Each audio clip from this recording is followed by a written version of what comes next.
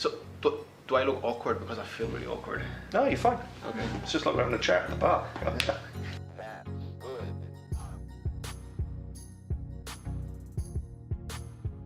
So hello guys, this is B Stories, and we're here with Dave.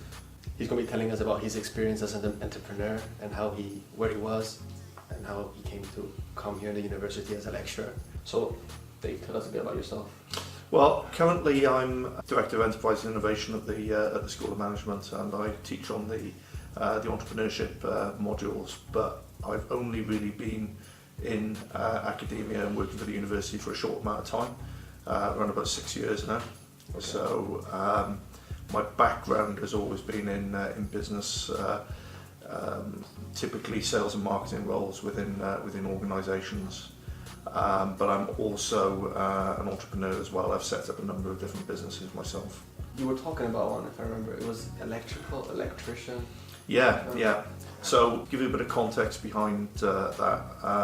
I left a role in 2007, a sales role, and decided that I was going to get out of sales completely. And I took redundancy, set up my own business as a marketing consultant originally. So that was the first business that I set up, and I went to work then for the Welsh Government, providing support and advice to people who wanted to start their own businesses but didn't really have a clue how to do it. So there's a question where a lot of students, I think, will be like having a problem with, especially when you're in the beginning of university. How do students become more employable? What's your advice to them? Okay, so employability is something that I'm really keen on within the school, not just within the business department, but with accounting and finance and economics students as well. But employability is making yourself stand out to potential employers. So just as you would sell a product or a service, what is unique about that product or service? It's what is unique about you as an individual, and how you make yourself unique is giving yourself experiences outside of the traditional lecture, seminar and assessment type of rigmarole that university is all about. So doing placements, doing internships over a longer period of time, and gaining experience through things like final year project, and from an entrepreneurial perspective, the applied entrepreneurial modules that we actually do here at the school. So there's another question I want to ask you.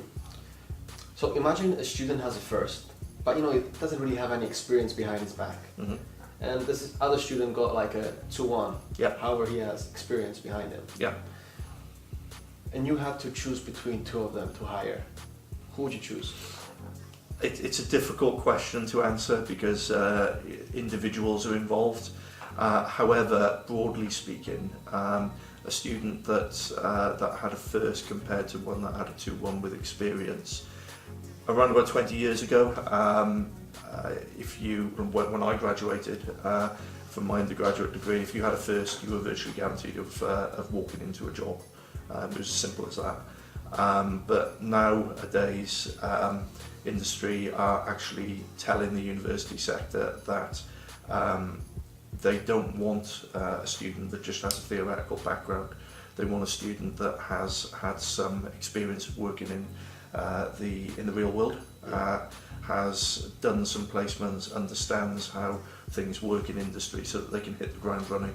So to answer your question, I would say that a student with a good 2-1 with experience behind them that can demonstrate that experience is always going to have an advantage over a student that just has good marks. So Dave, what kind of lifestyle do you think, what aspects in a lifestyle do you think is important for success? I think that you can look at this in two separate ways, and it all depends on what your definition of success is. Are you better working by yourself or like in a team? It depends on the circumstance. Personally, I have massive challenges as a manager with delegating responsibility to people. I have, and I know a lot of people feel this way as managers as well, that nobody can actually do the job as well as you can do it. So you end up taking on more than you can actually handle, and getting into a mess basically. And management is all about that. Working in a team and being a leader of a team is all about having faith in your team, building a team, developing the individuals within that team and giving them responsibility and accountability. So I would say that team working is almost certainly the best way forward.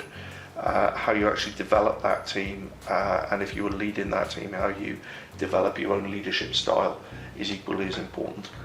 I feel like you do something similar in the subject you're teaching here in university, applied entrepreneurship. Mm-hmm. You know, you get students writing your business plan. If the business plan is good, or you think it's viable, or you think it can be a success, you give them some sort of investment, and they can actually start their own business. Yeah. So I feel like, how did this start in the university, first of all? Did you have anything to do with this, or?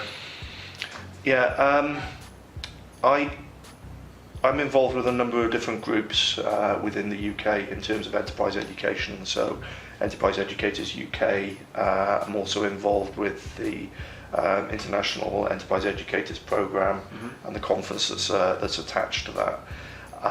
So in terms of developing enterprise education and what enterprise education is all about, going back to the question that you asked me about employability skills, and this is where the link between enterprise skills and employability skills sort of graze over each other, is that identification of an opportunity is really key, and giving students the opportunity to develop a business idea in the first instance, and then try that business idea for real with funding that is of no risk to them financially, but gives them the opportunity to try that, make the mistakes in a safe environment, learn from those mistakes, learn from those frustrations, and then develop it moving forward, is something that enterprise educators are trying to develop, not just in the UK but globally. Is there any business decision you regret? Either you have done or you haven't done? Something you're in your head, you're like, why haven't I done it, or why? I think the big one is not taking the jump of being an entrepreneur myself, mm-hmm. earlier. So at this point in time, the marketing work I do outside of the university is very little. The electrical work I do is huge, so I still keep that running. Evenings and weekends is when I do the electrical work. But most of my clients for that actually come from the university. So I will advertise through university notice boards and staff forums and whatever. But from my perspective, and I went back and said this earlier with one of your questions about there's no job for life anymore. I can't expect to be here until I retire. It'd be nice if I was, but if something happens and I find myself in need of a change again, then I can always turn on the electrical business, or ramp the electrical business up. So I've got two irons in the fire, if that makes sense. There's like a little pillow just in case if you fall down. Yeah, absolutely.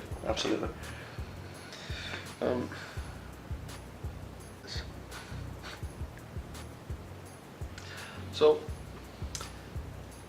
if you had to go back in time, mm-hmm. and give yourself some advice, what would it be? Probably not to overthink things, not to worry too much, that any mistakes that you make, mistakes are essential to growth.